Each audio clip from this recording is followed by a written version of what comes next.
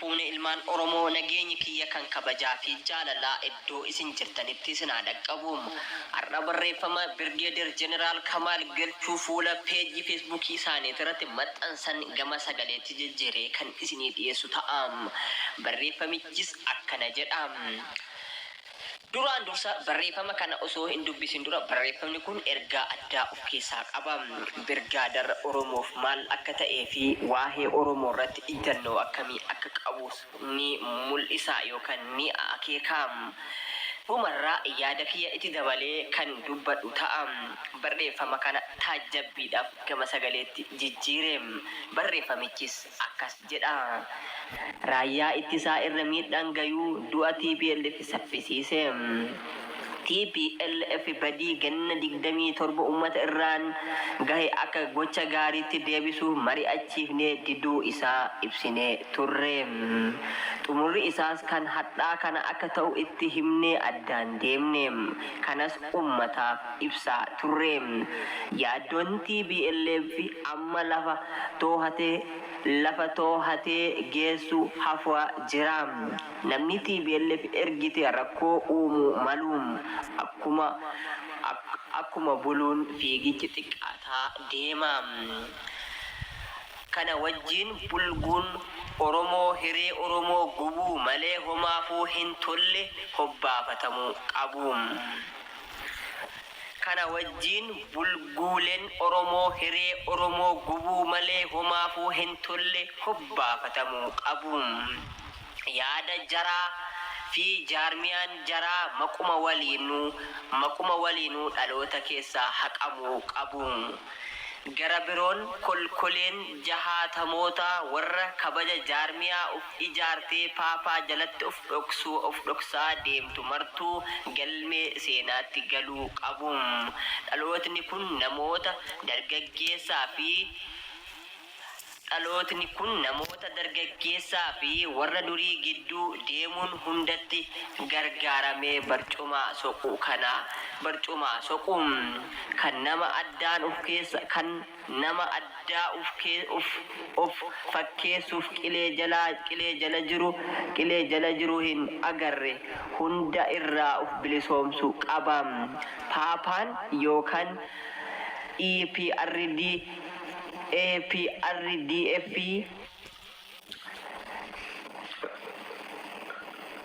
Paapaan yookaan EPRDF keessaa bahuu isaa waan hunda hin uggu jechuun nama dhibam. Tokkoffaan wabii isaa yaada ofii fi murtii sagalee uummataatiin. Lammaffaan walabummaa humna waraanaa tikaa fi poolisii paartii irraa walaba of gochuufi.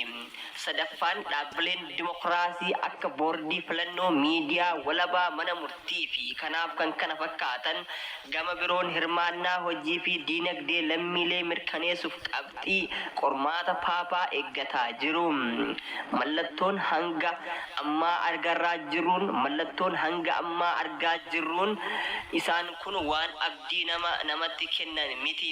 Kanas ta'ee paapaan waraana lolamuu hin qabu. Keessattuu Oromoof dubbii jabduudha. Ammatti yoo paapaan kufe wanta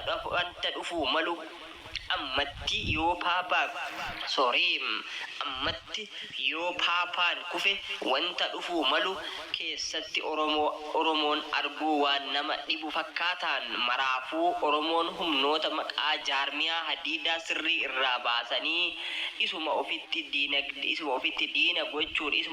diina gochaa iyyaa ooluun hubatamuu qaban dubbii ijoodha. Yaada kiyya gama dhumaarratti kan itti dabaladhu ta'am. Birgeeder Jeneraal Kamaal Galchuu barreeffama akkaan nama dallansiisuu fi nama aarsuu hedduu barreesse. Jechi inni jedhes waan garaa nama madeessuu fi Oromoo xiqqeessuudha. Bulguuleen Oromoo kan Oromoof bu'aa hin buufne jechuun paartiilee Oromoo qeequu barbaadeen. Paartiin Oromoo jiran hundi isaanii jaarmiya keessaas chaartara keessaas akka darbataman mootummaaf waamicha godhe. Kana hubatamuu qaba paartii isaa malee. Birgeeder Jeneraal Kamaal Galchuu yeroo darbe mootummaa kana Oromoodhaaf qabsaa'uuf cabsee ba'uun isaan yaadatamaa. Waraana fudhatees bahe waraanni inni fudhatee bahe maqaa isaatiif malee Oromoof bu'aan inni buuse tokkos hin turre. Erguma gara biyya alaatti baqatees nama ijjannoo hin qabnee fi paartilee yeroo 20 jijjiiruun beekamuudha. Namni kun diina guddaa Oromooti. Abbaa fedheef abbaa kiyyas maaf hin taane. Birgaadar sirriitiin jaaladha, sirriitiin kabaja ture. Haa ta'uu yeroo as aanu kanatti jechoota inni dubbatuu fi inni barreessu yoon argu akka ibiddaatti mar'imaan koo na guggubaa. Kan har'aa kun garuu kan addaatiin. Paartileen Oromoo chaartara keessaa akka baafaman waamicha mootummaaf gochuun isaa waan baay'ee natti dhagahamu. Gali jennaan kal'een loonitti galte jedhama. Yoo paartileen Oromoo chaartara keessaa dhiitamanii baafaman innis walumaan chaartara keessaa baafamuun isaa waan shakkamuu miti. Haa ta'u inni mataa ofii tokkochaan mootummatti deebi'ee tajaajiluu barbaada fakkaata. Kanatti aansuudhaanis paartilee TPLF baay'ee qeeqaa tureen. TPLF Oromoodhaaf bu'aalee gurguddoo sadi buusanii turaniin. Tokkoffaan siidaa aanolee fi calanqoo ijaaruun miidhaa Oromoorra nafxanyaan geessite ifaan ifatti mul'isan. Lammaffaan seera federaalizimii biyya kana keessatti daraarsuudhaan naannoon namuu sirna seera ofiin of bulchuu kan bu'uursedhaan. Sadaffaan namuu aadaa afaan ofiitii fi amantaa ofiitiin akka kabajamee biyya tana keessatti jiraatu warra tartiiban kaa'edhaan. Warri paapaan kaleessa dhufan sirna nafxanyaa kaleessaa deebisuudhaaf wixxifatan seera federaalizimii isaan jedhanii ittiin dhaadan kanayyuu kan bu'uurse TPLF yookaan wayyaanedha. Kun barreeffamaa fi sagaleen kun gaaf tokkoof taajjabbiidhaaf haa ta'u. Anis barreeffama kana kan gama sagaleetti isinii jijjiire obsaa kaayyoo ilma Arseetiin nagaa qabaadha.